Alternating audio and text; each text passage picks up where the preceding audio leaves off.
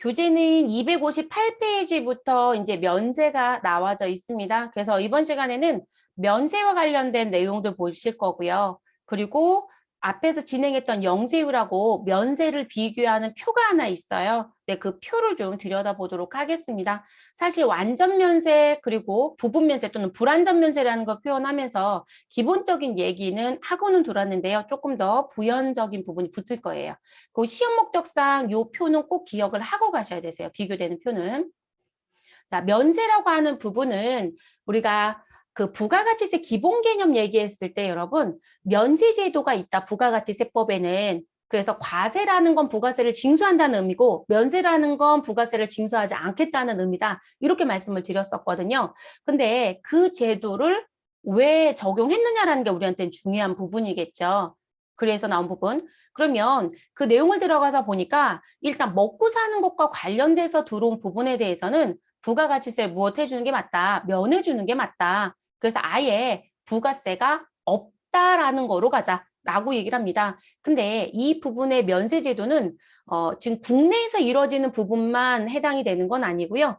해외에서 무엇하는 거? 수입하는 것도 면세 적용이 됩니다. 그래서 일정한 재화의 용역, 아니 재화와 용역의 공급. 그럼요, 이렇게 표현하는 건 국내 거래겠죠, 여러분? 그리고 무슨 부분이요? 재화의 수입에 대해서도 부가가치세를 면제하는 제도를 우리가 면세라고 하고 한다라고 얘기하잖아요. 그러니까 수입도 들어옵니다. 그러면 이 재화나 용역에 대한 공급에 대해서는 우리가 사업자와 사업자의 거래면 계산서라는 걸 발급해서 주고받을 거고요.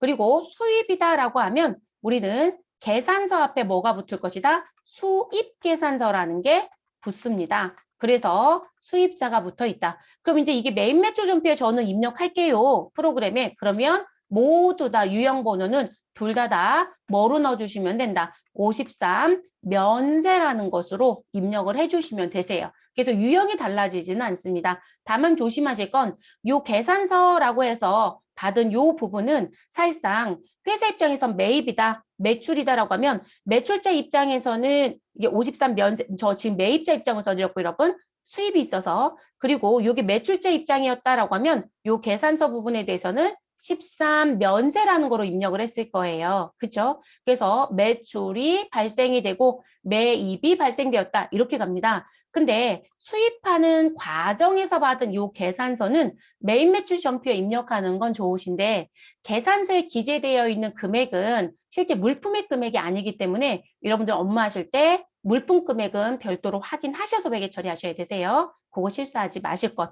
우리 왜 수입세금 계산서 전산실무에서 입력해 봤었잖아요. 그때도 부가가치세와 관련된 부분만 등장했었죠. 왜냐면 지금 과세표준에 기재된 건 부가세 10%를 징수하기 위한 기준만 얘기했던 부분이지 그게 물품대금은 아니라고 했었잖아요. 그래서 프로그램 개발자조차도 그렇게 만들어 놓은 부분들의 취지가 있었죠. 그래서 조심하셔야 되는 거 한 번 더 말씀을 드렸고요. 자, 그리고 이 면세 제도가 가지고 있는 특징, 영세율하고 다른 점. 자, 그 부분은 우리가 매출세액이라는 부분을 놓고 봤더니 우리가 면세는 매출세액이 있다 없다? 없다라고 했었죠. 그래서 매출세액이 면제된다라는 표현이다. 그래서 0이다. 다른 말로 얘기하면 부가가치세는 없음이라는 얘기가 된다. 이렇게 봐야 되겠죠. 아예 없음. 그러면 결론적으로 제가 없음이라고 했으니까 X가 된다는 얘기죠. 발생 자체가 없어요, 여러분. 그러면 저희가 사업을 하는 과정 중에 저는 사과를 팔고 배를 팔고 포도를 팔고 결론적으로 과일을 팔고 있다는 얘기인 거죠. 근데 여러분 과일을 덜렁덜렁 손으로 들고 가게끔 하진 않죠. 그러면 상자에 담아서도 팔고 또는 우리 무슨 부분이요? 우리 봉투에 담아서도 팔고 또는 요즘에는 모두예요, 여러분. 왜 그 컵이라고 해야 되나요? 우리 실제 커피 마시는 컵처럼 되어 있는 투명 컵에 실제 바로 뚜껑 열어서 포크 찍어서 먹을 수 있게끔도 팔잖아요. 자, 그렇게도 팔고 있다라고 하든 그러면 담는 용기들이 필요했던 거죠. 쉽게 생각하시면. 그러면 비닐봉지이든 아니면 종이로 되어 있는 박스이든 아니면 그 담는 용기이든 모두 다 과세품이에요. 그럼 매입하는 과정 중에 저는 매입세액이 발생한다, 안 한다? 한다는 거죠. 그러면 매출세액에서 이 매입세액을 뺄 수 있느냐? 소위 말해서 공제를 받을 수 있느냐? 불가능하다고 하죠. 왜냐하면 매입세액 공제를 받을 수 있는 건 매출세액이 있어야만 한다라고 했잖아요. 어쨌든 여기가 0이어야 된다라고 했어요. 그러니까 0%란 관점이 있어야 된다. 그런데 저희는 0, 없음이라고 표현해버렸죠. 그래서 없기 때문에 매입세액은 공제되지 않더라. 그래서 매출세액은 없지만 내가 사가지고 오는 과정 중에 부담했던 누구는 매입세액은 그대로 원가로 넘어갈 거예요. 그것만큼 원가로 다 산입이 됩니다.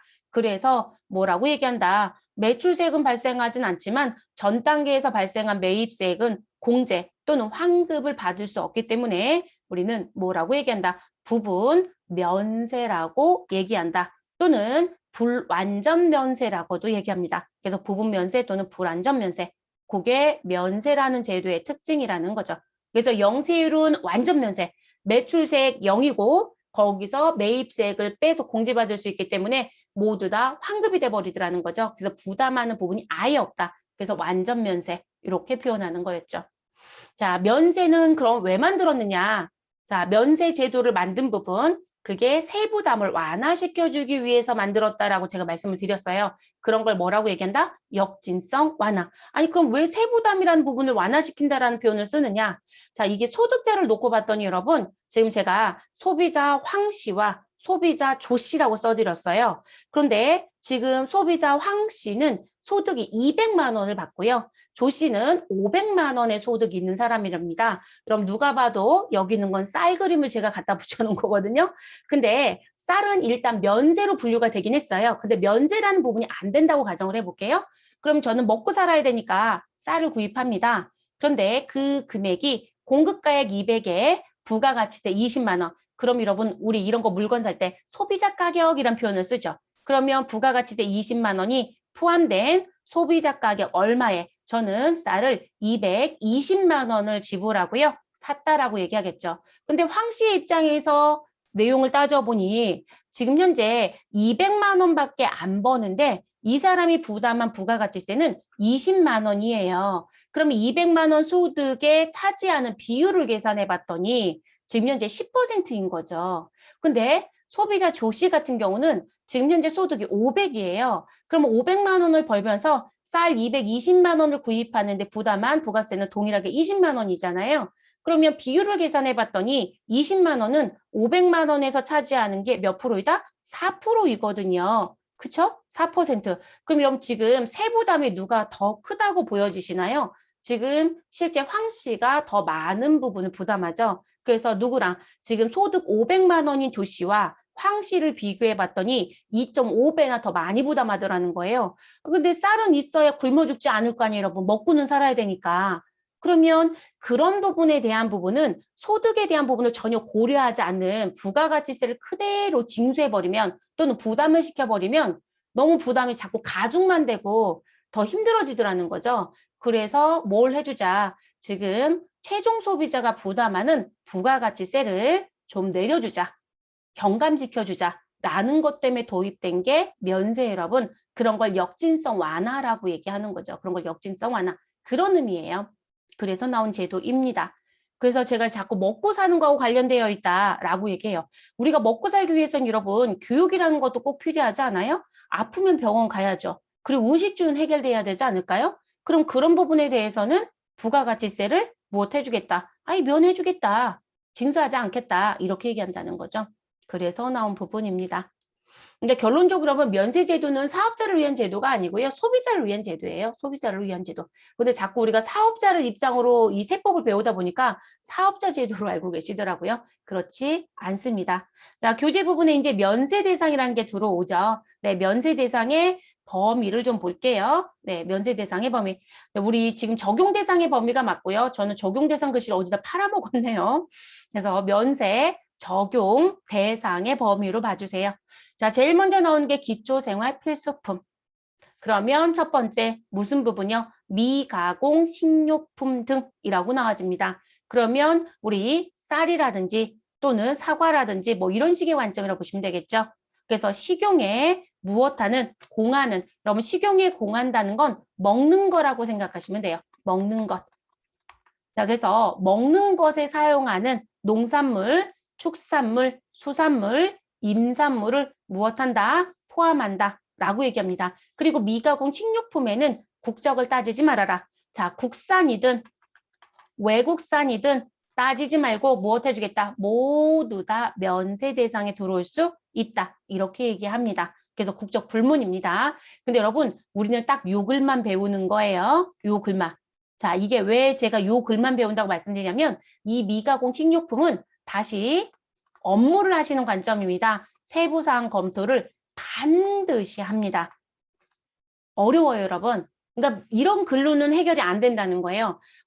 제가 이제 그 자문하고 있는 데서 뭘 물어보셨냐면 제가 부가세 수업을 한 게 있는데 그 부가세 동영상을 들었는데 당신이 수업을 할 때 이제 그 질문할 때 강의를 들으면 강의자 이름을 써놔요. 근데 제 이름을 거론하면서 이렇게 써놓은 거죠. 아니 당신이 밀가루가 지금 현재 면세라고 얘기했더라. 그런데 우리 회사가 홍삼가루를 팔고 있는데 이 홍삼가루는 면세가 아니라고 얘기하더라. 이거 틀리나요? 이렇게 물어보신 분이 있어요. 네, 홍삼가루는 여러분 법령에 갔더니 뭐라고 되어 있지 않다. 미가공 식료품에 열거되어 있는 게 없어요, 여러분. 자, 이 면세 대상에 들어오는 이 범위는요. 부가가치 세법에 갔더니 이런 것만 면세입니다. 라고 세법에 적혀 있어요, 여러분. 그런 걸 우리가 열거주의라고 합니다. 열거주의. 자, 열거주의는 열거되어 있는 것만 적용하겠다는 표현이에요.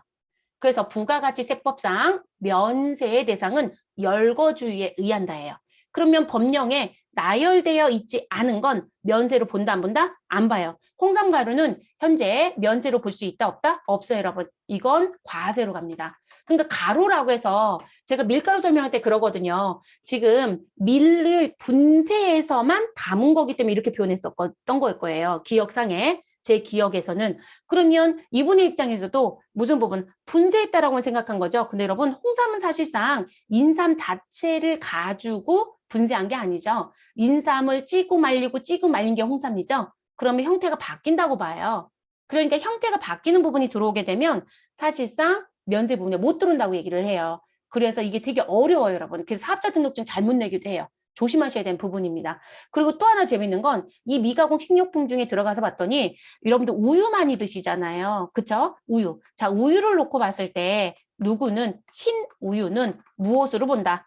여러분 흰 우유는 면세예요, 여러분. 왜냐하면 멸균과 살균 정도밖에 안 한다고 봐요. 그런데 우리 흰 우유를 뺀 우린 바나나 우유도 있고 딸기 우유도 있고 초코 우유도 있고 참 많지 않나요?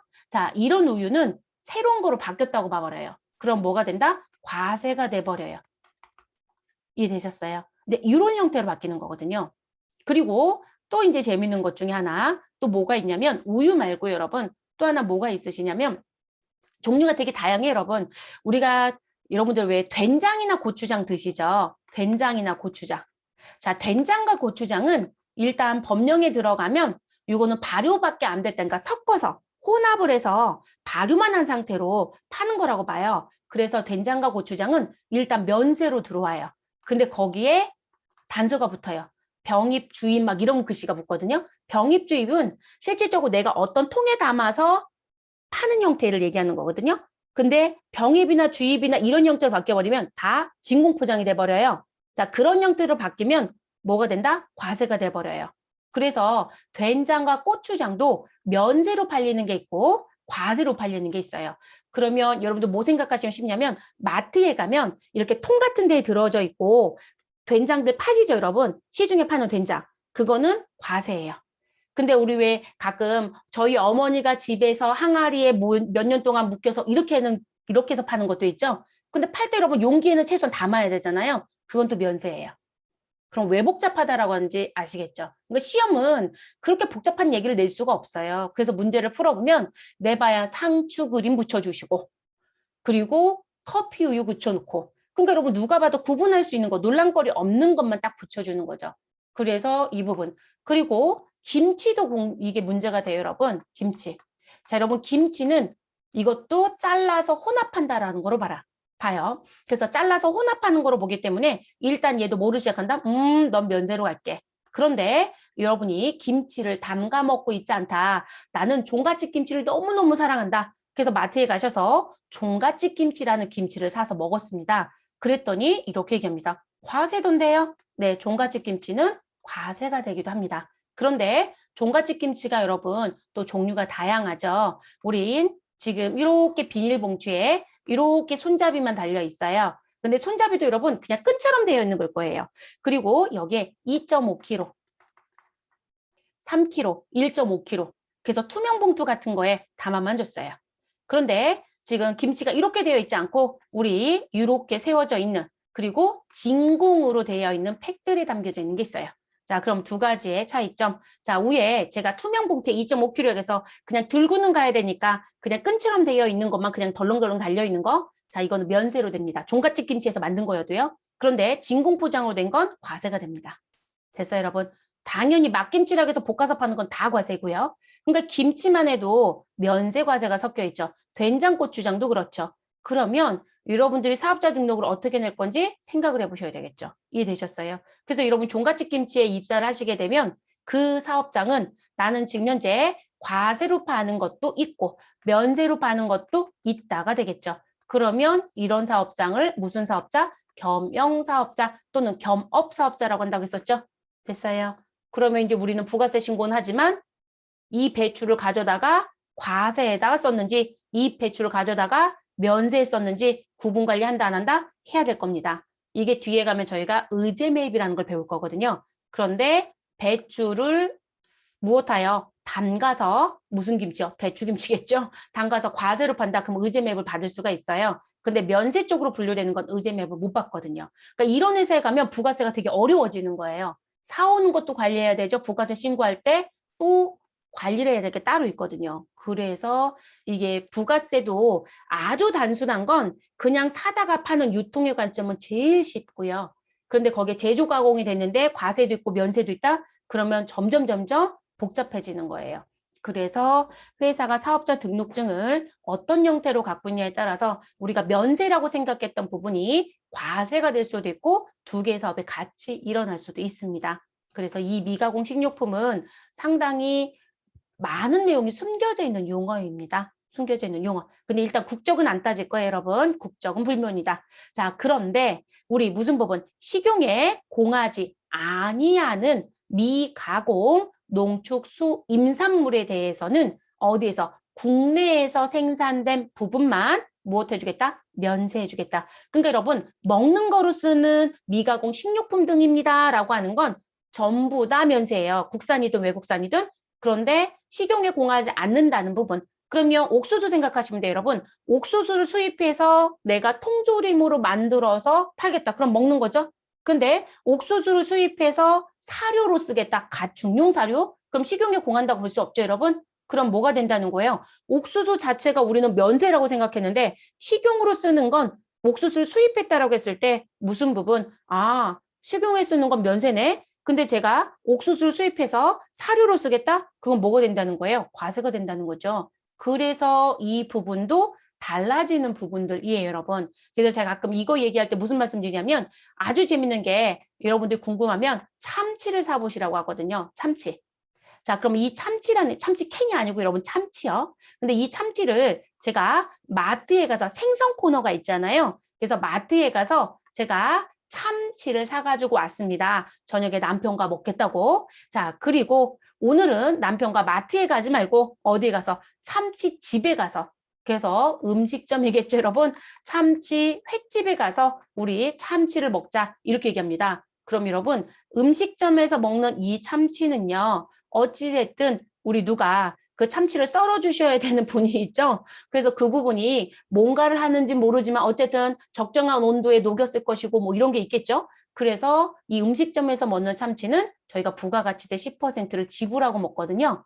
그런데 여러분이 마트에 가면 아주 예쁘게 참치를 썰어서 이렇게 올려놓죠, 여러분. 그래서 봤더니 13,000원이네? 그거 한 세트 사가지고 왔어요. 그거나 또는 요즘에 왜 냉동 참치도 팔죠, 여러분? 그리고 잘하신 분들은 그 본인들이 소금물에 막 녹여서도 드시더라고요. 자, 그런 부분들, 그거는 면세이다, 과세이다, 면세 여러분.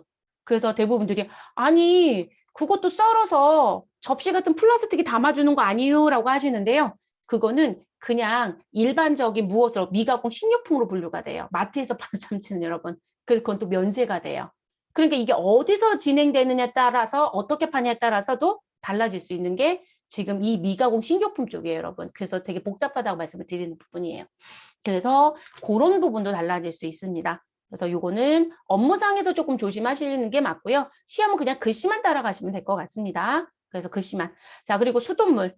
여러분 면세죠. 그런데 우리 돈 내고 사서 드시는 거 있죠. 어디요? 마트에 가서 사서 드시는 거. 생수라고 하죠. 네, 생수는 과세가 됩니다. 자, 연탄과 무연탄은 면세입니다. 근데 우리 왜 불을 붙이기 위해서 쓰는 탄들 있죠, 여러분. 착화탄, 갈탄 이런 거. 그래서 그런 부분에 대한 건 뭐가 된다? 과세가 됩니다. 그래서 불쑤시개 용도로 쓰는 건 과세. 자, 그리고 현재 무슨 부분? 2022년도 12월 31일까지요. 여성용 생리처리 위생용품. 이거 그냥 생리대라고 생각하시면 되겠죠? 그리고 아이들은 기저귀가 필요하고요. 아이들은 또 먹고 살기 위해서는 분유가 필요하죠. 근데 그 분유에 누구까지 포함한다? 액상 분유까지 포함해서 우리 뭐가 되고 있다? 면세가 되고 있습니다. 자, 여객 운송 용역. 자, 여객 운송 용역은 면세입니다. 그래서 제가 앞에서 다른 거 수업할 때 말씀을 드렸던 것 같은데 운송이라는 부분은 두 가지로 구분해서 가셔라. 자, 일단 화물과 관련된 운송이다 라고 하시면 무조건 이들은 무엇이다? 과세입니다. 과세. 다만 여기에 단서를 붙일 수는 있어요. 단 무슨 부분? 국제라는 부분이 등장하면 국제적 거래. 전 이렇게 얘기할게요, 여러분. 그건 외국 항행 용역이겠죠? 그래서 국제적 거래는 무엇 할 수 있다? 영세율을 적용한다. 이렇게 들어오는 것뿐인 거예요. 영세율 적용. 그런데 화물이 아니라 지금 나와져 있는 여객자가 붙으면 여객 운송이다라는 부분이 붙어버리면 이 부분은 원칙적으로 무엇으로 간다? 면세로 시작합니다. 그래서 여객 운송 용역은 일단 면세이다. 그리고 나서 얘기를 합니다. 뭐라고 얘기하더라? 아, 이 중에 뭐가 있다? 과세가 있다 이렇게 얘기합니다. 그래서 면세로 가는 거고요. 네, 지금 이 부분에 무슨 부분? 우등, 고속이거나 또는 나는 택시를 탔다. 택시. 그리고 고속 철도라는 게 있죠. KTX, SRT 대표적인 게 고속 철도. 자, 그래서 이 부분. 그리고 사실상 여객 운송에 들어오진 않고요. 오히려 임대업자로 분류가 되는데 이것도 사람을 실어나는 것 때문에 들어오는 거. 전세버스. 그래서 전세 버스와 관련된 사업. 자, 그래서 이런 부분. 그리고 여러분, 우리 배를 탈 수도 있죠. 그쵸, 여러분? 그래서 배를 탈 수 있는 부분. 그래서 배라고 하는 부분. 그리고 누구도 들어올까요? 비행기도 들어와야 되겠죠. 그래서 배나 비행기에 대한 부분들. 그래서 배나 비행기에 대한 건 여객이라는 표현을 쓰잖아요. 여객선. 자, 그래서 이런 형태를 띠고 있는 부분들. 이 부분은 뭐가 된다? 과세예요, 여러분. 과세. 그래서 면세로 시작하고 이들을 과세로 빼버리는 거예요. 그리고 배나 비행기는 이 배나 비행기는 지금 무슨 부분? 누구처럼 화물처럼 국제적 거래가 나오면 뭐가 된다? 영세율이 되는 거예요. 이게 좀 달라요. 그래서 화물은 무조건 과세로 시작하는 거에 영세 적용 부분이 있는 거고 여객은 무조건 면세로 가는 게 맞아요. 그리고 다만 이 부분은 과세가 됩니다. 이렇게 가는 게 맞습니다. 그래서 시내버스라든지 그리고 광역버스라든지 마을버스라든지 버스는 면세이다. 지하철 면세이고요. 고속버스도 뭐다? 면세이다. 다만 누구는 빼라? 우등. 그래서 우등고속버스는 면세로 갑니다. 자, 항공기라든지 고속철도라든지 전세버스 운송사업이라든지 그리고 우리 여객선, 배는 항해지속 20루트 이상. 그러니까 여러분 이걸 쾌속선이라고 많이들 얘기하세요. 그 부분에 해당되는 건 과세가 되고 있습니다. 과세가 되고 있다라는 거. 시험에서 뭐 많이 낼 것 같아요, 여러분? 시험에서요. 이거 고속버스 참 열심히 냈거든요. 고속버스. 그래서 그 부분 조심을 좀 하시는 게 좋겠습니다. 그리고 지금 저는 여기다 안 써드렸는데 아마 저희 교재에는 택시도 써 있을 거예요, 여러분. 택시도 끼워 넣어주세요. 교재는 택시 써 있어요. 택시도 과세예요. 네, 택시 과세입니다.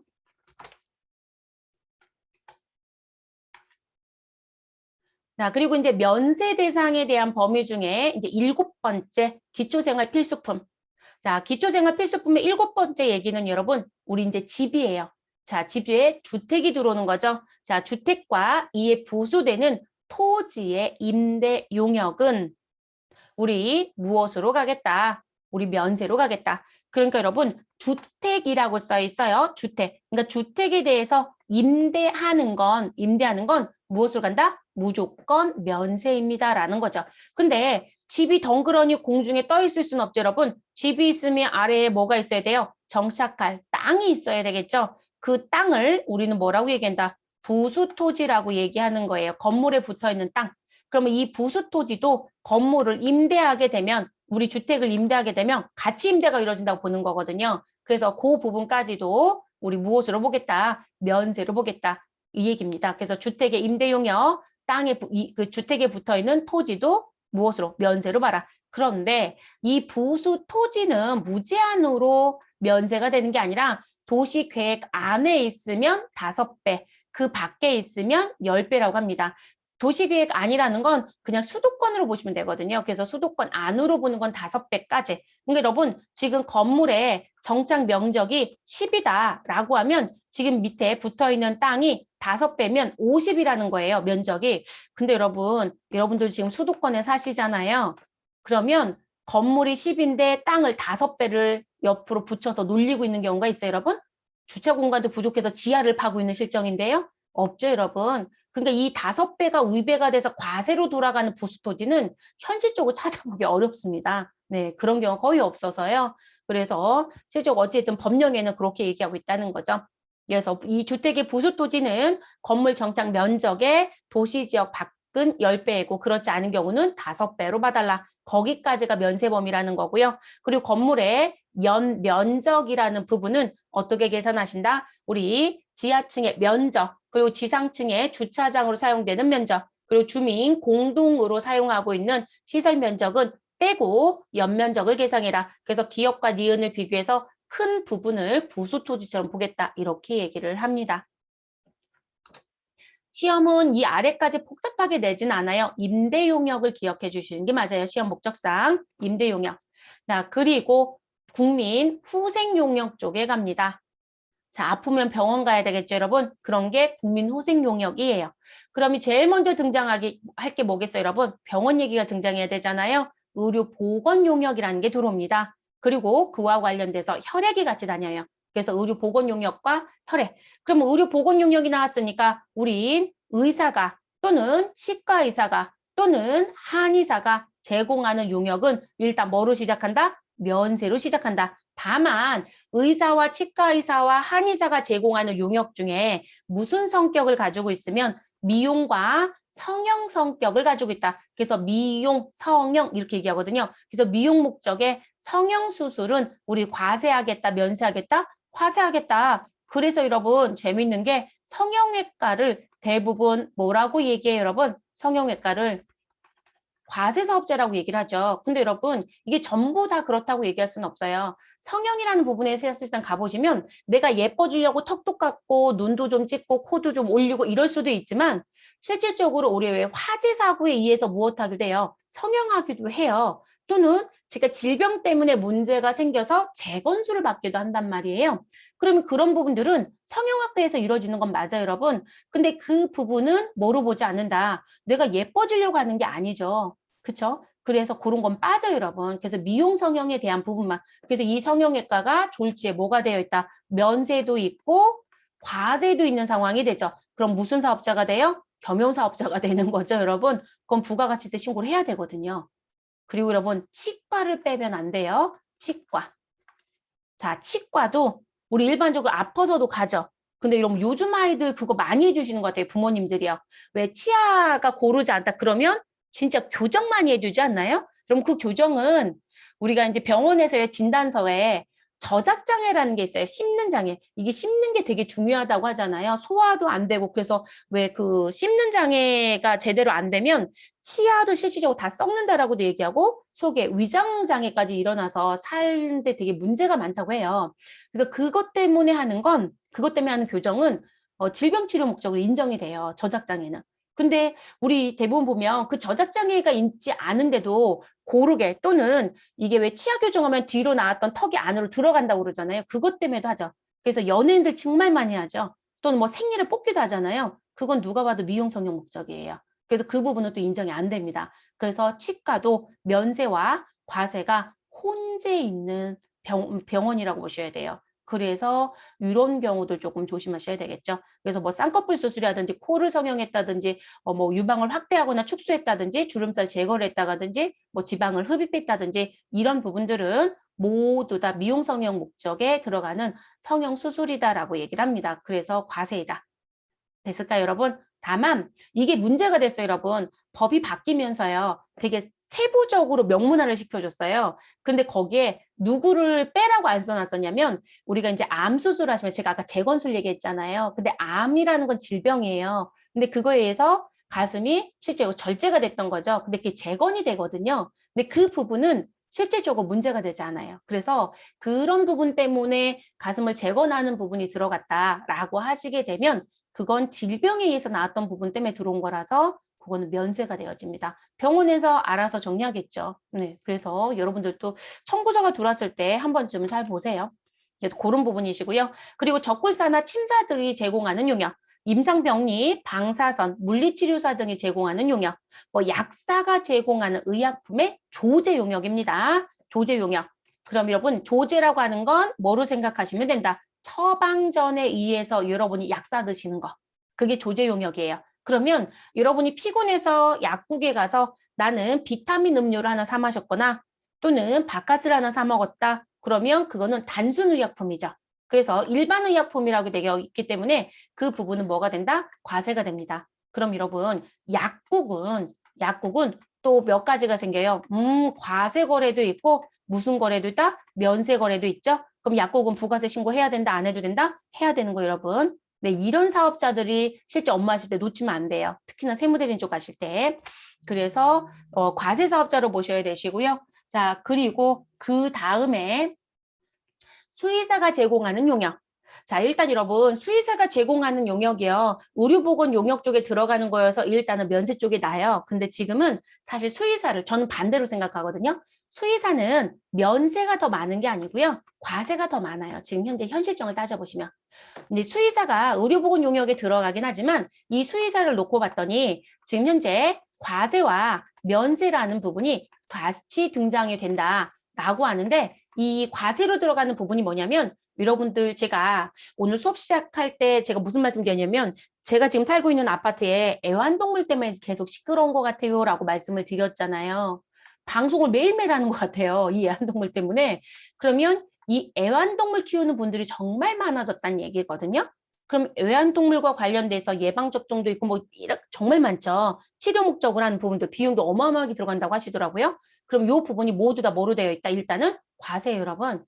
그러면 우리가 지금 시골이 아닌 이상은 수의사가 하고 있는 용역은 과세 용역이 훨씬 더 비율이 높아요. 근데 수의사분이 지방에서 지금 병원을 운영하고 계신데요. 그래서 애완동물 진료도 하고 그리고 이분은 가끔 어디에서 축사에서 뭘 한다고 소가 태어나는데 새끼 송아지를 좀 받아주세요. 여러분 소는 대부분 자기가 출산을 잘 하기도 하지만 이게 거꾸로 있거나 하면 문제가 되거든요. 그럼 죽기도 해요. 그러니까 대부분 집에서 해결이 안 되면 수의사를 불러서 그분들이 출장을 나오시거든요.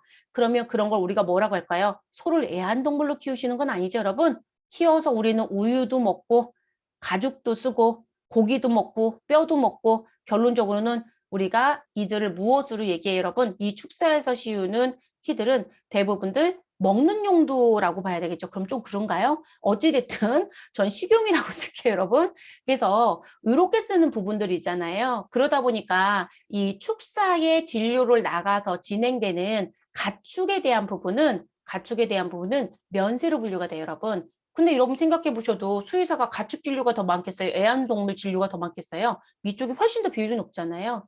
그래서 수의사가 제공하는 용역은 면세다라고 사실상 시작은 하지만 면세 비율보다 과세 비율이 훨씬 더 높습니다. 현재 시점은.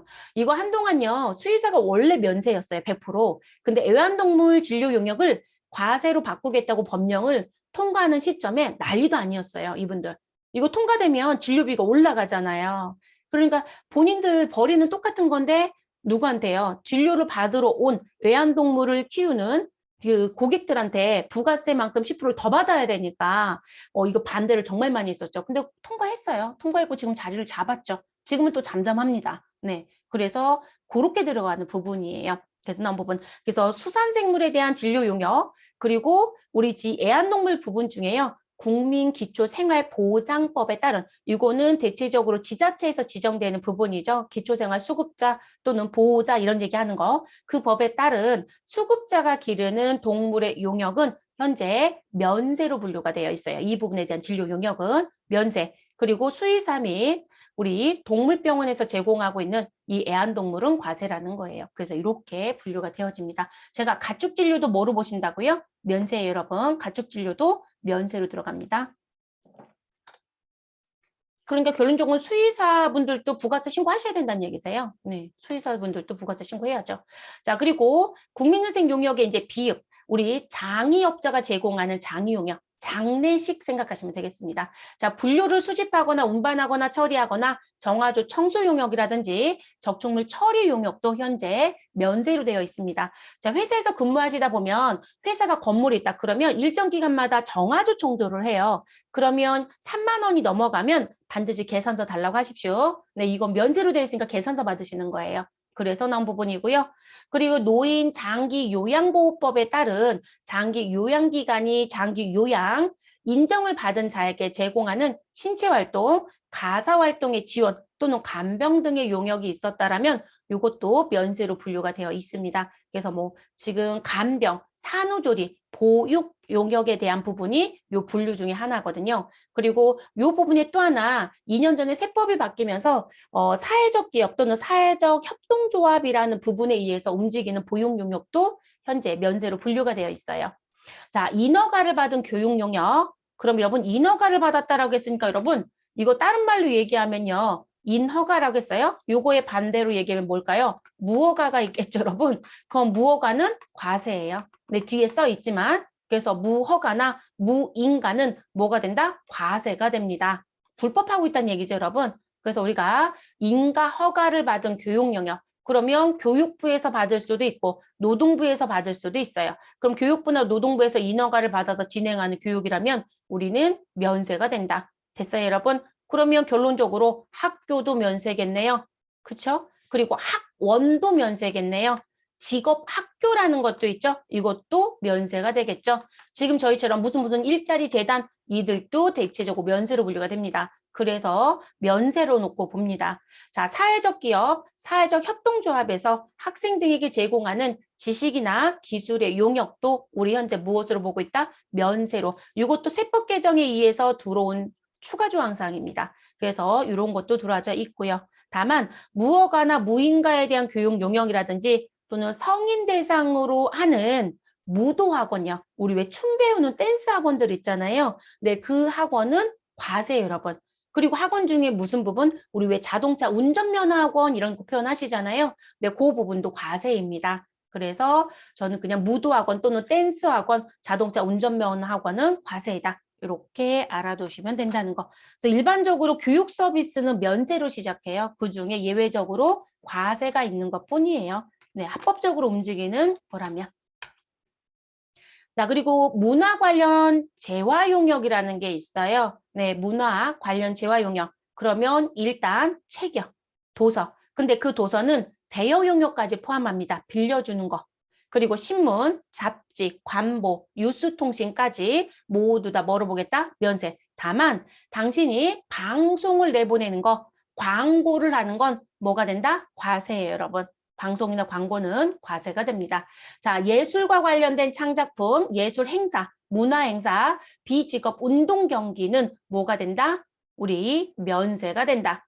자, 도서관이라든지 과학관, 미술관, 뭐 박물관, 동물원, 식물원에 입장하는 거 이것도 면세가 됩니다. 그러니까 여러분 여기 들어갈 때 여러분 입장료를 내잖아요. 그게 면세로 정리가 된다는 거예요. 면세로 정리가 된다는 거. 그런데 이 도서관부터 식물원 안에 들어가서 봤더니 오락이나 유흥 시설이 같이 있더라는 거예요. 그러면 과세가 돼버립니다. 그래서 오락이나 유흥 시설이 함께 있는 동물원, 식물원, 우리 해양 수족관은 과세가 됩니다. 근데 이거 같이 있는 데도 꽤 많지 않나요? 그렇죠? 네, 그래서 그렇게 되면 상황이 좀 달라지는 경우도 있다. 자, 부가가치를 구성하는 요소. 여러분 이 부가가치 구성 요소는 또는 생산 요소는 제가 앞에서 토지로 참 열심히 말씀드렸었죠. 네, 그래서 토지라는 거 자체로는 사실상 뭔가 창출된다고 볼 수는 없다. 근데 토지에 건물을 짓거나 토지에 곡식을 심거나 토지를 빌려주거나 그러면 그 부분에서 부가가치가 창출이 될 수 있다. 그래서 부가가치를 만들어내기 위해서 쓰는 요소 또는 생산의 요소는 무엇이다? 면세로 분류가 됩니다. 대표적인 게 금융과 보험 용역입니다. 금융과 보험 용역. 그래서 우리 은행이나 보험사들은 면세로 분류가 됩니다, 여러분. 면세로 분류가 되고요. 다만 우리가 금융이나 보험하고 관련된 부분 중에 여러분, 우리가 이제 업무를 하는 과정 또는 여러분들도 뭐 인터넷 뱅킹을 한다라고 하시게 되면 인증서가 있어야 되잖아요. 그렇죠? 그러면 회사에서는 범용인증서를 발급을 받아서 쓸 거예요. 전자신고도 해야 되고 세금계산서 발급도 해야 되고 막 이러니까 그러면 그 인증서 발급비가 들어갑니다. 그래서 뭐 공급가액은 10만 원이고 부가가치세 10,000원이라고 나와요. 그게 적법한 거예요, 여러분. 그래서 그 부분은 과세로 빠져요. 과세로 빠집니다. 그래서 그런 부분은 빼고요. 나머지 부분들은 뭐로 간다? 우리 면세로 가는 게 맞습니다. 그리고 사업자이시면 그 인증서 발급비 10만 원에 10,000원이라고 하는 부분에 대해서 세금 계산서 꼭 발급받으시고요. 매입세 공제 받으시면 됩니다. 그럼 매입세 공제 받는 거로 법령에서 인정하고 있어요. 과거에 그거 공제 못 받았었거든요. 지금은 다 받습니다. 그래서 그거 빼고는 면세. 자, 토지의 공급입니다. 토지는 부가가치 창출의 구성 요소이기 때문에 무엇으로 간다? 면세이다. 공급이라는 건 다른 말로 얘기하면 여러분 매매라는 거죠. 그래서 토지의 매매는 뭐로 간다? 우리 면세이다. 그런데 토지를 무엇하는 거? 임대하는 건 뭐가 된다? 과세가 돼요. 됐어요, 여러분? 그래서 여기 지금 아래 보시면 토지의 공급과 임대 구분해 드렸죠. 그래서 토지의 공급은 면세. 근데 토지를 빌려주는 거. 그러면 일반적인 토지의 임대는 과세이다. 그런데 우리 여러분 앞에서 주택의 임대 얘기했죠. 근데 그 주택에 누가 붙어 있다? 땅이 붙어 있더라. 그걸 부수토지라고 했어요. 그러면 그 부분은 뭐로 가시라고요? 면세라고 했어요, 여러분. 그래서 주택의 임대도 면세이고 주택에 붙어 있는 부수토지도 면세가 된다라고 했습니다. 그래서 지금 요거 같이 써드린 거겠죠? 그래서 그거 구분해 주시면 되시고 그리고 여러분 토지 얘기가 나왔으니까 우리는 무슨 얘기도 구분해야 될까요? 건물이요. 건물. 그럼 건물의 공급과 임대라고 하는 부분. 그러면 건물의 공급을 들어가서 봤더니 건물의 공급은 일단 뭐로 가자? 과세로 가자. 이거를 여러분 어려우면 뭐라고 생각하자? 상가 건물이요. 이렇게 생각하시면 돼요. 상가 건물은 무엇이다? 과세이다. 그런데 주택을 매매하였다, 공급하였다라는 건 어떻게 할 거냐?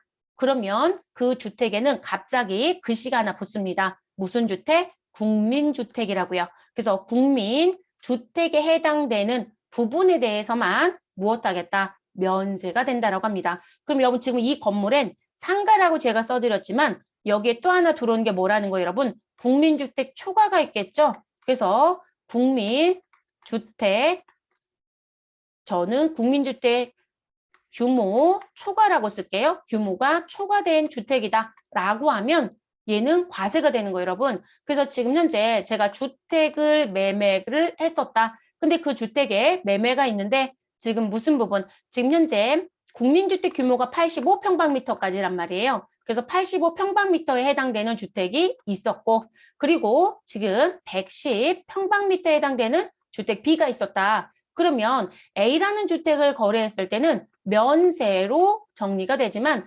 110평방미터인 B 주택을 거래했을 때는 과세가 된다고요. 그래서 이거 불법 하시는 분들이 계세요. 부가가치세 10%가 나오니까 공제를 받고 싶은 거예요. 그래서 본인이 갑자기 사업자 등록을 내요. 무슨 부분으로요? 나 부동산 매매업자야. 여러분 국세청은 바보가 아니에요. 우리 앞에서 분명히 사업자 관리하는 부분에서요. 모두 얘기했었을까요? 이게 용역 공급이냐 재화 공급이냐 얘기했을 때 내가 부동산 매매를 하면 지금 하나의 과세 기간에 한 번 이상은 사야 되고 2번 이상은 팔아야 된다. 이런 규정도 있다라고 했어요. 그럼 제가 주택을 단순히 B를 사고 그리고 무엇했을까요? 매입세 공제 받았어요? 그럼 여러분 산 건 했네요? 그럼 팔아야죠. 파는 건 없겠죠? 그걸 그냥 둔다? 그냥 두지 않아요. 그래서 그렇게 해서 매입세 공제 받고 사업자 등록증 폐업했다 다 추징 들어옵니다. 그래서 실질적으로 국세청에서 관리를 다 해요, 여러분. 이게 진짜 예전에 불법하신 분들 정말 많았었거든요. 현재 아직도 불법하시더라고요. 네. 그래서 우리 왜 오피스텔 분양받으셔서 임대하신 분들이 있거든요. 그래서 누가 봐도 주거용 오피스텔이에요. 그러면 실제로 주거용 오피스텔이면 그냥 면세로 정리하시면 되는 거거든요. 그럼 그걸로 끝나겠죠? 근데 이분이 주거용 오피스텔이라고 누가 봤을 때 그렇게 보여줘서 그렇게 파악을 했는데 알고 봤더니 주거용이 아니라 상가를 주거처럼 임대를 놓고 있었던 거예요. 그러면 이분은 지금 상가용 이 오피스텔을 무엇하셔서 분양을 받아서 매입세 공제를 받고 주택으로 임대를 놓고 있는 거거든요. 불법이에요, 여러분. 그거 국세청 지금 적발하러 다니고 있어요. 네, 그래서 조심들 하셔야 되는 부분들. 그래서 지금 요 건물의 공급 부분에서는 일반적으로 건물의 공급이다 그러면 과세로 시작을 해요. 근데 그 중에 누구를 빼라? 국민주택 규모 이하에 해당되는 주택이 지금 매매가 이루어졌다면 그건 면세로 가겠다. 이렇게 얘기합니다. 그래서 이 글씨가 안 붙어 있으면 그냥 구분하지 않겠다는 얘기가 되는 거고요. 이 글씨가 붙어 있으면 요거만 얘기하겠다는 표현이 됩니다. 자, 건물의 임대입니다. 그러면 이 건물의 임대 요 부분에 여러분 가서 봤더니 상가는 우리 무조건 과세입니다. 근데 여러분 이 주택엔 국민주택을 구분하지 않았네요. 그러니까 국민주택의 규모인 주택을 임대하든 국민주택 규모를 초과한 걸 임대하든 주택은 무조건 무엇이다? 면세예요. 됐을까요? 자, 여기 업무적인 팁 하나 얘기할게요. 여러분 지금 과세 면세 다 구분해 드렸어요? 자, 회사에 갔더니 종업원들한테 뭘 제공하고 있더라? 저희는 기숙사를 제공합니다. 라고 합니다. 근데 기숙사를 제공하면 회사가 기숙사를 하나 지었으면 우리 지금 현재 뭐라고 쓸까요? 여러분 건축이라고 쓸까요? 하나 지었답니다. 그러면 고민할 게 없죠? 근데 회사가 기숙사처럼 제공하는 부분이 연고가 좀 먼 지역에 사는 종업원들한테 주택을 마련해 줬다는 거예요. 머무를 수 있는 장소. 그러면 말 그대로 연고가 먼 사람들한테 아파트를 무엇하여 전세를 얻어서 또는 월세를 얻어서 또는 우리 다세대 가구라고 하는 가구가 있죠, 여러분. 그래서 다가구 주택의 일정 부분을 무엇하고 있다? 회사가 빌려 쓰고 있다라고 합니다. 빌려 쓰는 방법은 전세도 있고 월세도 있겠죠. 근데 여러분 전세는 고민할 게 없죠. 전세금만 넣고 끝나면 되죠. 그리고 계약 기간 끝나면 빼오면 되는 거죠. 근데 이런 월세는 달달이 뭘 내셔야 돼요? 우리 돈을 줘야 되겠죠? 그럼 이 월세에 대한 증빙을 어떻게 할 거냐는 걸 고민해 보셔야 돼요. 증빙. 그러면 제가 이거 왜 말씀드리냐면 정말 많이들 실수를 하세요. 임대차 계약서는 다 썼을 거예요, 여러분. 그러면 반드시 확인하실 게 뭐냐면 우리가 지금 면세라고 배우셨잖아요. 그리고 면세는 여러분 뭐라고 했어요? 계산서 주고 받으시라는 얘기를 계속 해드렸어요. 그러면 회사에서 주택에 대한 임대 부분에 빌려 쓰는 입장이다. 그러면 지금 현재 상대편이 누구인지 꼭 확인하셔라. 임대차 계약서에 봤더니 임대인의 정보가 지금 무슨 부분? 주민등록번호로 기재되어 있다. 주민번호 이렇게만 쓸게요. 자, 그런데 한 사람은 사업자 등록 번호로 기재가 되어 있다. 여러분 주민등록번호이면 이 사람 사업자 등록증이 없는 임대사업자예요. 현재 주택임대사업자들 상당히 많죠. 국가가 다 제재 들어갔어요. 그리고 그 등록 안 하면 페널티가 있기 때문에 버틸 수가 없어요. 네, 그래서 실질적으로 임대를 놓고 있는 분들, 월세를 주든 전세를 주든 어찌 됐든 여러 개의 가구를 갖고 있는 분들은 지금 실제 사업자 등록을 거의 다 내 있거든요. 근데 그걸 회사가 기숙사처럼 쓰고 있다는 거예요. 그럼 주민등록번호로 되어 있는 분은 실제로 사업자 등록을 안 내도 되는 요건이 충족된 자일 거예요. 그러면 이분들은 크게 문제가 되지 않아요. 그래서 이 경우는 우리가 증빙 특례에 갔더니 별도의 증빙을 안 받아도 된다고 하거든요. 여러분 그거 보고 싶으시면 우리 AT 수업 했었죠? 영수증 수취명세서에 가시면 구분란에 쓰는 번호에 뭐가 있다? 우리 주택 임대가 있어요. 그때 이런 경우에 선택하는 거예요. 그런데 사업자 등록번호가 있더라는 거예요. 그럼 이 사람은 임대사업자 등록을 낸 거예요, 여러분. 그럼 이 사람하고 거래하고 있으면 뭘 주고받았어야 된다? 우리 계산서 주고받았어야 돼요. 이거 증빙수취 안 하시면 문제 된다고요. 사업자 등록 냈잖아요. 이해되셨어요? 그래서 이거 조심하실 거. 우리 회사에 가셔서 이거 실수하지 마세요. 왜냐면 회사가 이런 거 제공하는 데도 꽤 많아요. 그래서 조금 실수하지 않아야 되는 부분에서 말씀을 드렸습니다. 그러니까 외우는 것도 중요해요. 시험을 보실 목장에서는. 그런데 외우셨으면 업무에 적용하는 것도 중요하시겠죠. 그리고 대부분 받는 입장에서 많이 실수를 범하셔서 저는 받는 쪽으로 말씀을 드렸습니다. 자, 그리고 이제 세 번째로 등장하는 게 인적 용역입니다.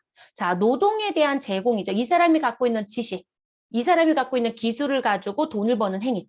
그런 걸 인적 용역이라고 합니다. 근데 그 인적 용역에 대한 부분은 면세로 일단 분류를 해주고 있다라는 거죠. 그리고 이 인적 용역이 여러분, 우리 소득세법에 가면 개인을 얘기하는 거기 때문에 법인이 아니 여러분, 여기서 말하는 이 인적 용역은 개인이에요. 저 같은 사람. 그럼 소득세법에 가면 이 사람을 무슨 소득자로 분류하고 있다? 사업소득자로 분류합니다. 사업소득자.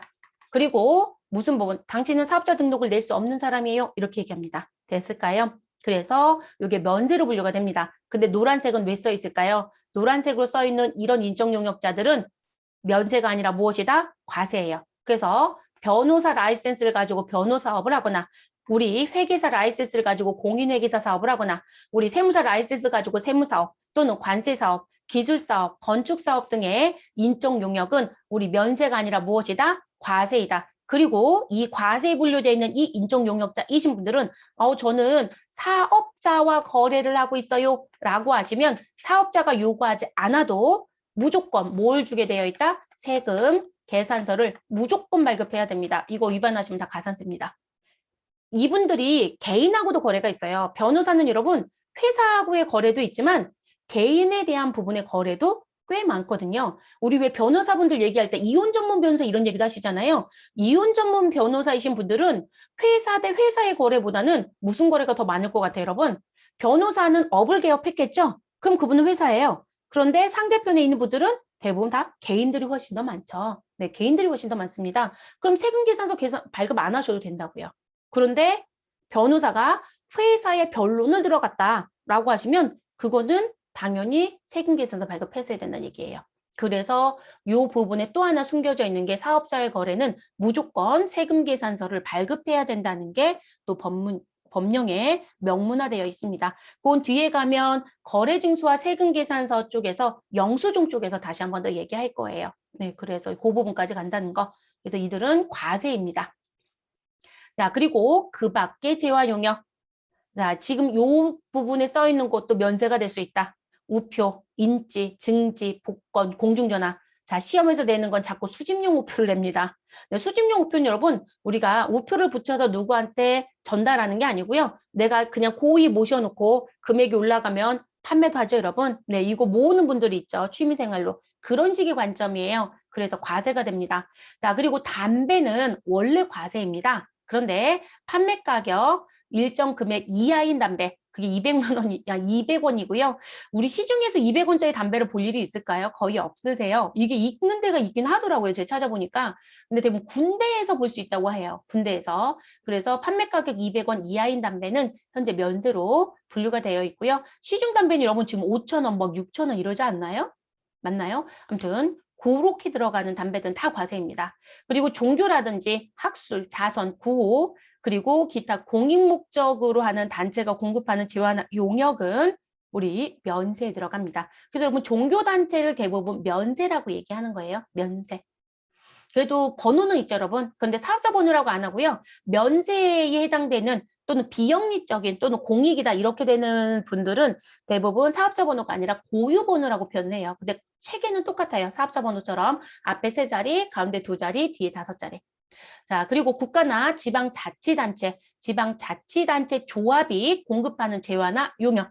다른 말로 얘기하면 뭐라고 보시면 될까요? 국가가 공급하는, 국가 등이 공급하는 부분은 면세입니다. 이렇게 보는 거죠.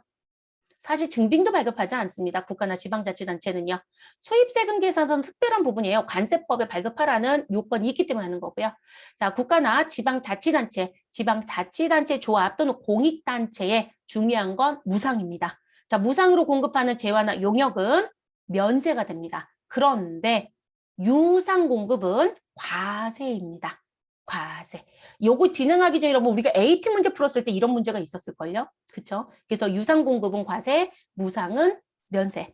자, 시내버스용으로 공급되는 친환경버스인 전기버스나 수소버스는 2022년 12월 31일까지 면세로 적용되고 있습니다. 여러분, 제가 연도를 또는 기한을 표시했다는 건 그때까지만이에요. 그래서 법령에 연장이 걸리지 않으면 그거는 2022년 12월 31일까지 적용을 하고 일몰 종료가 됩니다. 그래서 지금 현재 버스에도 면세가 되는 게 있더라. 지금 여기서 얘기하는 이 부분은 여러분, 우리가 이 버스를 탄다는 게 아니고요. 지금 이 버스를 구입하는 과정 중에 부가세가 발생하느냐 이 얘기거든요. 발생하지 않는다 이런 얘기가 되는 거겠죠. 그래서 나오는 부분이고요. 자, 그리고 면세 포기로 넘어가 볼게요. 자, 면세 포기라고 하는 건 지금 실질적으로 왜 포기하느냐라고 물어봤더니 이유가 있겠죠, 여러분. 왜냐면 면세는 어찌됐든 완전 면세가 아닌 부분 면세이긴 하지만 일반 과세자하고 비교를 해봤을 때는 사실상 더 유리한 건 맞아요. 매출세액이 없으니까 내가 물건을 판매하는 시점에서는 사실상 상대편한테 더 저렴한 가격으로 공급을 할 수 있거든요. 부가세가 빠진 금액으로 공급할 수 있으니까. 그럼 면세를 유지하는 게 맞겠죠. 그럼에도 불구하고 면세를 포기하겠다라고 하겠다는 얘기는 내가 과세로 가겠다라는 부분. 근데 이게 아무나 포기할 수 있느냐? 아니에요. 면세를 포기할 수 있는 대상은 이 두 가지밖에 없어요, 여러분. 그래서 법에선 이 두 가지 사유에 해당한다라면 당신이 포기를 해라. 그럼 내가 인정할게. 이렇게 얘기를 합니다. 그러면 포기 대상 첫 번째는 영세율 적용 대상이 되는 재화나 용역. 이건 여러분 제가 앞에서 일반 과세자 했을 때 그리고 과세 사업자 중에 영세율 적용받는 사업자였을 때 그리고 면세 사업자였을 때 비교해 드렸었죠, 여러분. 누가 제일 유리했었어요? 우리 완전 면세에 해당되는 영세율이 제일 유리했었잖아요. 그러면 내가 지금 현재 수출이 이루어질 상황이다. 그럼 면세 포기하는 게 낫죠. 그러면 저희 시골집 근처로 얘기를 하면 저희 부모님 농사를 지시거든요. 근데 지금 부모님이 계시는 쪽에서 청양이 좀 가까워요. 근데 청양 얘기하면 다들 청양고추를 많이 기억하시더라고요. 근데 그 지역에 가면 진짜로 칠갑산 근처에 그 고추 모양으로 되어 있는 무슨 동상인지 뭔지 뭐가 있대요. 또 모형물이 있다라고 하는데 거기가 메론도 많이 생산을 하고요. 파프리카도 생산을 해요. 근데 그 메론이나 파프리카가 왜 유명하냐면 수출을 한동안 정말 많이 했었어요. 그러면 여러분 지금 파프리카 농산물에 들어가죠? 메론 농산물에 들어가죠? 그럼 면세예요. 근데 수출이라는 거죠. 그럼 무엇 하는 게 나아요? 포기하는 게 낫죠. 자, 왜 그러냐면 수출하는 과정 중에요. 여러분 청양이라는 지역에서 곧바로 일본에 나가고 중국에 수출이 나갈 수가 없어요. 그러면 배를 태우거나 비행기를 태우는 장소까지 이동을 해야 되죠. 그러면 내륙 운송료가 발생하네요. 당연히 과세입니다. 그럼 부가가치세 10%를 또 부담해야 되죠. 그리고 저희가 손으로 들어서 보낼 수는 없겠죠. 그렇죠? 그러면 용기에 담아야 되겠죠. 그리고 파프리카 같은 경우는 대부분 수출품들은 기본적인 세척을 대부분 다 해요. 그러면 그 세척하는 기계도 샀겠네요. 그럼 그것도 부가세 부담했을 거고요. 그리고 그거 하나씩 하나씩 또 포장도 하죠. 그러면 그것도 포장비를 구입하는 과정, 포장하는 기계 다 부가세가 나오죠. 그러면 내가 부가세를 모두 다 공제받아서 완전 면세로 가는 게 훨씬 더 유리하거든요. 그러니까 영세율을 적용을 받고자 한다라면 또는 영세율 적용 대상이 되는 재화나 용역이 있다라고 한다라면 면세 포기하는 게 훨씬 더 유리해요, 여러분. 그래서 그 경우 그리고 학술 연구단체 또는 기술 연구단체가 공급하는 재화나 용역이 있었다라면 우리가 앞에서 여러분 학술이라는 부분이 뭐로 되어 있었어요? 면세 대상이 있었잖아요. 종교 써 있는 그 근처에. 그쵸? 그러면 면세인데 이게 여기서 실질적으로 재화를 공급하거나 용역을 공급한다는 건 실질적으로 여러분 매출이 일어나기 시작을 한다라는 얘기거든요. 그래서 그 부분에 대해서 면세를 포기하고 나는 과세로 들어가서 다른 부분에 무슨 부분, 다 매입세액 발생되는 거 다 공제받겠다 이런 취지겠죠. 그래서 이런 부분이 이제 일어나지게 되면 우리는 면세 포기를 할 수 있습니다. 두 가지 사유밖에 없어요, 여러분. 그래서 시험 목적상 저는 어떻게 기억하시라고 하냐면 영세율, 학술, 기술. 그냥 그렇게만 기억하시면 되죠. 용어만 그냥 갖고 가시면 되잖아요. 시험 목적상에서는. 그래서 그렇게 기억을 좀 해주시고 자, 그럼 면세 포기의 효과라고 하는 부분. 그러면 이 면세 포기에 대한 부분을 하시고 그리고 그 효력은 언제부터 발생이 되느냐라는 얘기입니다. 그러면 여러분들이 면세를 포기를 한다라고 하면 면세 포기 적용 신고서라는 양식이 있어요. 그 양식을 반드시 무엇 하셔라? 제출하셔라. 그래서 면세, 포기, 적용, 신고서가 있다. 그럼 나는 이번에 무엇하는 부분, 나는 이번에 면세를 무엇한다, 포기한다 라고 얘기를 해요. 지금 제가 키 하나를 잘못 눌러서요. 여러분 죄송해요.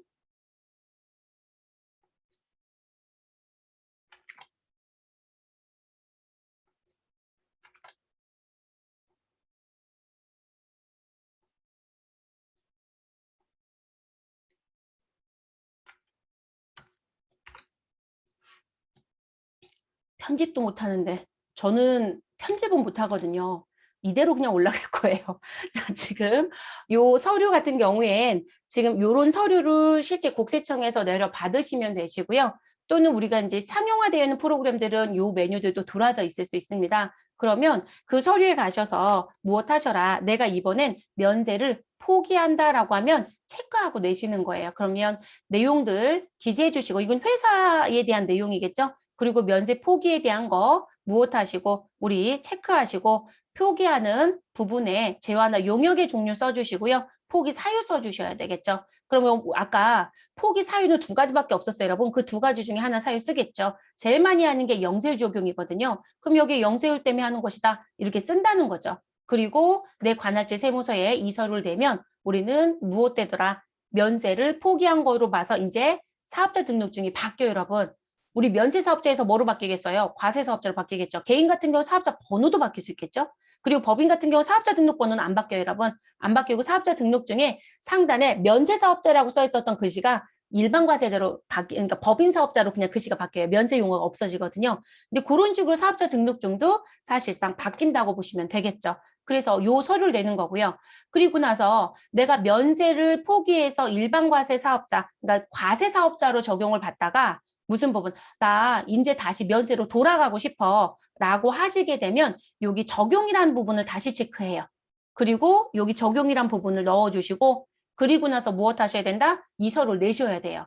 그러니까 지금 자연스럽게 면세 포기를 했다가 일정한 기간까지는 계속 면세이다 이렇게 얘기할 건데 그 기간이 지나면 자연스럽게 면세로 돌아가는 줄 아세요? 아니에요, 여러분. 그리고 법령에 가면 몇 년 동안은 면세로 못 따라갑니다. 이렇게 얘기하거든요. 면세를 포기하게 되면 3년 동안은 계속 무엇이다? 당신은 부가가치세법상 사업자입니다. 이렇게 갈 거거든요. 그러면 3년이 경과되는 시점이 있어요. 그래서 그 경과 시점에 제가 무엇을 나 면세 적용할 거예요. 라고 하는 걸 무엇 하셔야 된다? 본인들이 기재해서 내야 되거든요. 근데 그 경과 시점에 제가 놓쳐버린 거죠.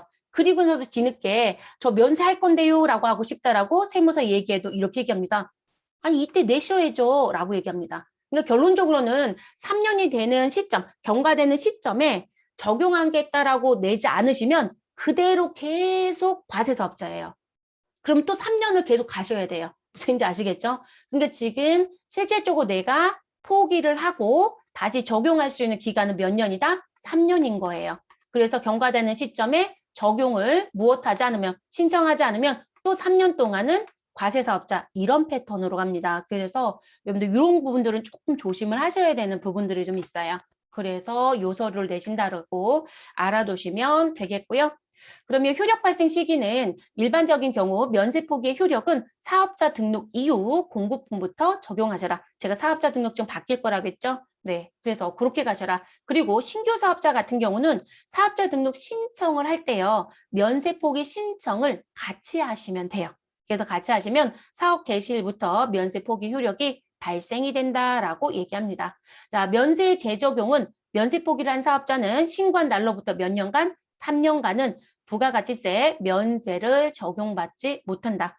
자, 그러면 면세 포기했던 사람이 재적용을 받고자 한다면 몇 년? 3년이 경과한 뒤 다시 부가가치세 면세를 적용받고자 면세 적용 신고서를 내시면 되겠습니다. 그래서 꼭 내시고 사업자 등록증 다시 면세 거로 받으시면 되겠죠. 됐을까요? 그래서 시험에서 이 3년을 계속 물어봐요, 여러분. 그리고 지금 여러분 보시면 제가 신고한다고 했지 승인한다고 얘기한 적 없어요. 네, 지금 이 면세 포기는 승인제가 아니에요, 여러분. 그래서 가끔 이렇게 승인받는다 표현하거든요. 승인은 국가가 검토를 해서 승인이라는 행위가 이루어져야만 되는 거예요. 근데 우리는 신고만 하면 그대로 포기가 되는 거예요, 여러분. 그래서 승인제가 아닙니다. 그래서 승인형 용어 쓰시면 안 돼요. 그래서 신고이다. 이렇게 알아두시면 되겠습니다. 자, 영세율과 면세 비교까지 하고 수업 종료할게요, 여러분. 자, 우리 영세율과 면세 비교에 가시면 목적이 있어요. 자, 지금 면세는 무슨 부분? 소득 대비 세부담을 무엇하자? 경감시켜주자. 그래서 세부담의 역진성 완화라는 것 때문에 만들어진 제도이다. 영세율은 국가 간 이중과세 방지 목적의 가장 큰 이유이다. 그리고 수출 증진 정책이 있었죠. 그래서 수출 산업의 지원과 육성 때문에도 영세율이라는 제도가 있다. 자, 대상은 우리 기초생활필수품 등부터 많은 종류가 있었고요. 그리고 영세율은 수출 등 외화를 벌어들이는 행위라는 부분에 해당되는 게 대표적인 영세율이겠죠. 자, 면세 정도 또는 경제적인 효과라는 부분으로도 얘기할 수 있는 부분을 들어가서 보면 면세는 부분 면세이다 또는 불완전 면세이다 이렇게 얘기하고요. 영세율은 완전 면세이다. 부담하는 부분이 하나도 없다는 얘기죠.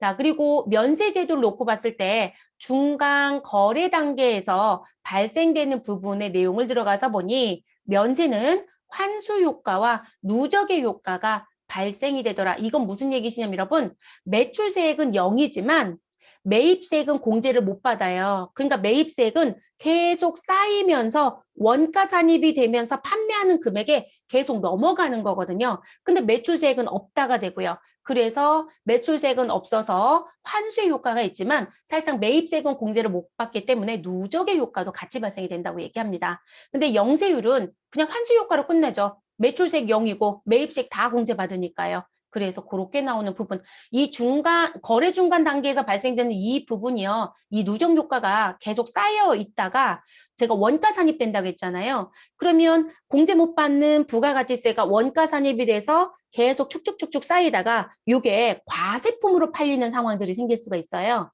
그러면 문제는 갑자기 이 누적적으로 쌓였던 부가세를 누가 다 부담하는 꼴이 돼요. 원가 산입이 제가 된다라고 했으니까 소비자가 다 부담하는 거죠. 그것 때문에 만들어진 제도가 의제매입 제도예요, 여러분.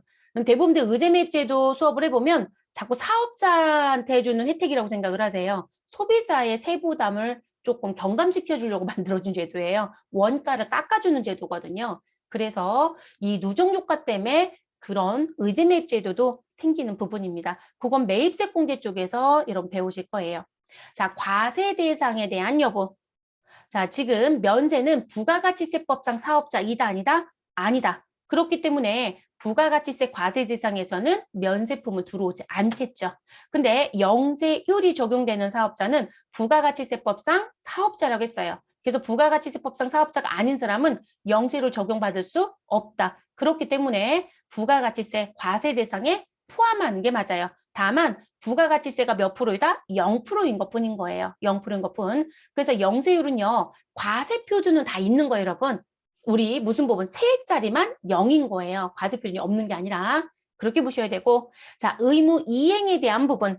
자, 면세에 해당되는 부분은 부가가치세법상 사업자가 아니라고 했으니 부가가치세와 관련된 각종 의무를 할 이유가 있다, 없다? 없다. 그래서 이행할 필요는 없습니다. 다만 면세에 해당되는 물품을 공급하는 우리 사업자였다라고 한다라면 협력의 의무는 있다고 합니다. 당신이 면세 사업자이지만 물품을 사오는 과정 중에 또는 제공받는 용역이 있었다라면 그 부분이 과세인 게 있을 것이다. 그러면 그들한테 뭘 받았을 것이다? 세금 계산서라는 걸 받았을 것이다. 그러면 우리는 세금 계산서 합계표를 무엇해야 된다? 제출해야 된다. 그런데 여러분 받아온 거니까 무슨 부분이요? 매입처별 세금 계산서 합계표를 제출해야 되겠죠. 그리고 면세에 해당되는 사업자는 우리 재화의 수입은 있지만 용역의 수입은 없어요. 근데 그것 때문에 문제점이 생겨요. 면세 사업자한테. 그래서 이 면세 사업자가 해외에서 우리 무슨 부분 용역을 국내에 제공받았다라면 국내에서 제공받는 용역과 형평성 고려 문제 때문에 대리납부제도라는 게 있습니다. 대리납부제도 이걸 또 해주셔야 합니다. 이건 뒤에 기회가 되면 한번 따로 말씀을 또 드릴게요. 그래서 대리납부제도라는 게 있다. 자, 그리고 영세율은 부가가치세법상 사업자이기 때문에 반드시 부가가치세법상 해야 되는 의무를 꼭 지켜야 됩니다. 그럼 법인이다. 그럼 부가세 신고, 예정확정 모두 다 신고 납부하셔야 되고요. 이해되셨을까요? 그리고 부가세에서 얘기하는 세금계산서를 뭐 발급해야 될 거 해주셔야 되고 수취해야 될 거 수취하셔야 되고 다 이행하셔야 되겠죠. 그래서 그 부분이 좀 다른 점입니다. 그래서 없다라는 표현이 맞고 협력 의무는 있다. 이렇게 가지고 가시면 되겠습니다. 이렇게 해서 저희는 영세와 면세까지는 정리가 다 끝났고요. 시험에서 출제되는 부분 중에 가장 많이 내는 건 마지막에 영세율과 면세의 차이점 비교했던 게 있죠. 근데 그 내용 가장 많이 물어보고요. 그리고 그 다음에 또 많이 물어보는 게 영세 쪽보다는 면세 쪽의 종류 물어보는 걸 정말 많이 냅니다. 네, 그래서 다음 중 면세에 해당하는 게 몇 개냐, 개수를 묻기도 하고 해당하느냐 하지 않느냐. 그게 조금 더 확장이 된 시험 문제는 다음 중 부가가치세법상 부가세 신고를 해야 되는 사업자 이렇게 물어봅니다. 그러면 100% 면세인 사람은 부가세 신고를 안 하겠죠. 근데 여러분 겸용사업자 얘기했어요. 약국 신고해야 되죠.